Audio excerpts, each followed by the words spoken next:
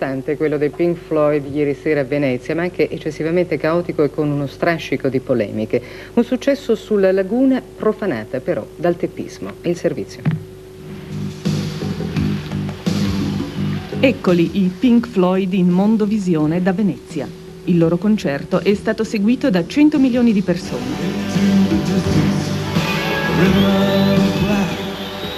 Vorremmo farvi vedere però anche le immagini che non si sono viste in Mondovisione.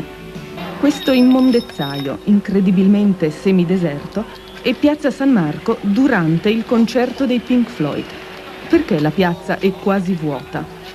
Alle 21, 45 minuti prima che risuonasse la prima nota di Shine on You Crazy Diamond, la folla ha sfondato le transenne che delimitavano il passaggio di sicurezza per il pronto soccorso.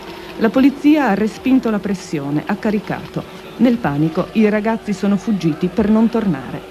Allora, di là hanno sfondato. Ha caricato prima la via, dai. È successo per 3 volte. Ci sono qua 300.000 persone, carichiamo.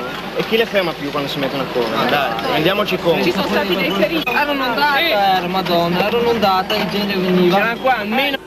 Ci sono stati dunque dei feriti, fortunatamente non gravi. Una ottantina i ricoveri complessivi in ospedale stanotte, nessuno drammatico. Centinaia le medicazioni. Con 200.000 persone in città, dal punto di vista sanitario, ma solo da quello, poteva andar peggio. Poi il ritorno, l'assalto ai treni, il bivacco, la speranza delusa di un autobus a Piazzale Roma. Non ce n'era nemmeno uno per lo sciopero dei trasporti pubblici. E ora le polemiche per aver fatto di Venezia un contenitore usa e getta. Tocchi si vede, il filosofo Massimo Cacciari. Notte di sonne?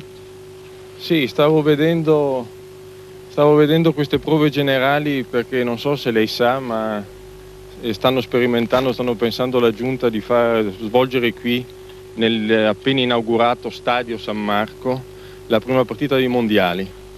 E sembra che sia possibile. Le strutture ci sono? Sì, le strutture ci sono. Fanno una porta qui e una lì, qui naturalmente proteggeranno, perché la sovrintendenza naturalmente proteggeranno i mosaici con delle grandi reti, un po' di tribune, ma insomma dovremmo starci, naturalmente in Mondovisione, e ci sono già gli sponsor, insomma è una sperimentazione che ritengo importante, utile per Venezia perché bisogna svecchiarla, questa città